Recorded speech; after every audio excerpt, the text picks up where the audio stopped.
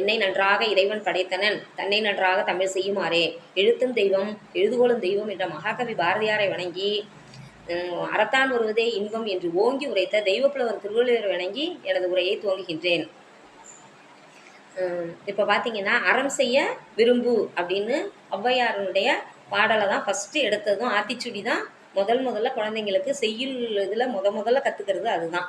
இப்போ என்னது, அறம் செய்யும்போது விருப்பத்தோடு செய்யணும். சரிங்களா? இப்போ வந்து திருவள்ளுவர் என்ன சொல்கிறாரு, பொய்யாமை ஆற்றின் அறம் பிற செய்யாமை நன்றுங்கிறாரு. இருக்கக்கூடிய அறங்கள்லேயே பொய் சொல்லாமல் இருக்கிறது அறங்கிறாரு. அதே மாதிரி பார்த்தீங்கன்னா, அழுக்காறு அவாவைகளி இன்னாச்சொல் நான்கும் இழுக்காய் என்றது அறம் அப்படிங்கிறாரு. அப்படின்னா என்னது, அழுக்காறு பிறர் மீது பொறாமை கொள்வது, பிறகு ஐம்புலன்களின் ஆசையால் மனதை கட்டுப்படுத்தாமல் செயல்படுவது, இவைகள் தடைப்படும் போது ஏற்படக்கூடிய கோபம், இந்த கோபத்தினால் பிறக்கின்ற தீய சொற்கள், பிறர் மனதை புண்படும்படியாக பேசுதல், இவை அனைத்துமே அறச்செயல்கள் ஆகாது என்று திருவள்ளுவர் கூறியுள்ளார்.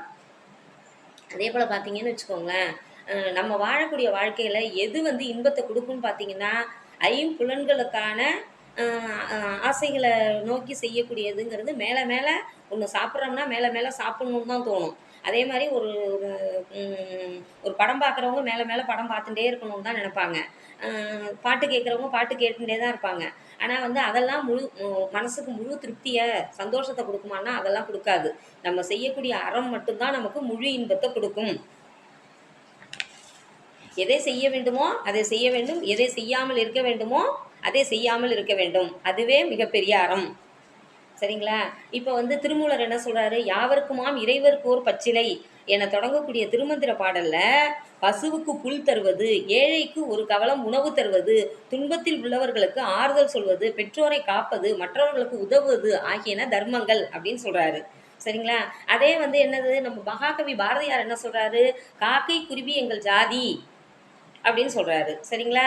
இப்போ பார்த்தீங்கன்னு வச்சுக்கோங்களேன், கடையேழு வள்ளல்களில் நம்ம யார் யாரை பற்றி பாரி, ஓரி, காரி, பேகன், ஆய், அதியன், நல்லி இவங்களெல்லாம் பற்றி படிச்சிருக்கோம்.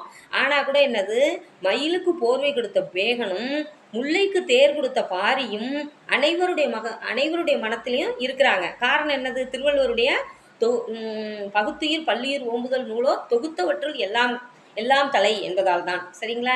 இப்போ என்னன்னு கேட்டிங்கன்னு வச்சுக்கோங்களேன், இப்போ நம்ம வந்து அன்னை தெரசா அவர் வந்து எல்லாருடைய மனதிலையும் உயர்ந்து நிற்கிறாரு. காரணம் என்ன, அவங்க வந்து தனக்காக வாழாமல் மற்றவங்களுக்காக வாழ்ந்தாங்க. அதனால தான்.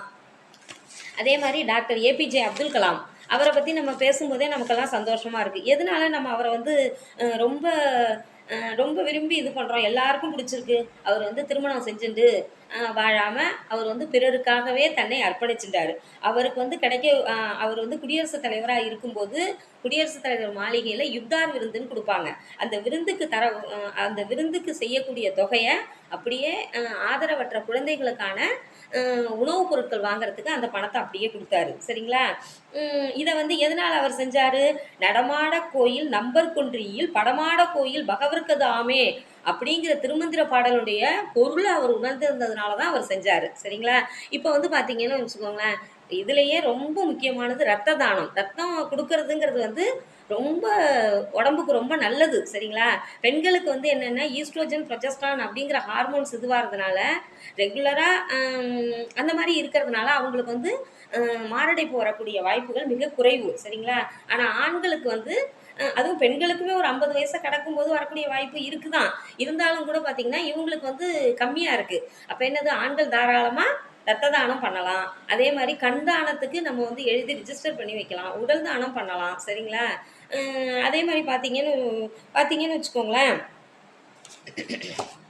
சுவாமி விவேகானந்தர் அவர் வந்து பார்த்தீங்கன்னு வச்சுக்கோங்க, அவர் என்ன சொல்கிறாரு, பிறருக்காக வாழ்பவரே வாழ்பவர்கள், சுயநலமின்மையே கடவுள், உதவு பிறருக்கு உதவி கொண்டே இரு, இந்திய நலனே எனது நலன் அப்படின்னு அவர் சொல்கிறாரு. சரிங்களா? இப்போ வந்து பார்த்தீங்கன்னு வச்சுக்கோங்களேன், இறக்க தான் ஒரு கிணறு ஊறும்.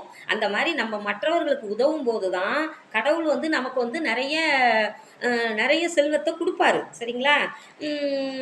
அதே மாதிரி நம்ம வந்து காமராசர் அவரை வந்து எல்லாரும் போற்றி புகழறோம். இன்றைக்கும் நம்ம பேசிகிட்டு இருக்கோம். ஏன், அவர் தனக்காக வாழாமல் பிறருக்காக வாழ்ந்தவர். அதனால தான். சரிங்களா? அதனால் நம்மளால் முடிஞ்ச அறுதி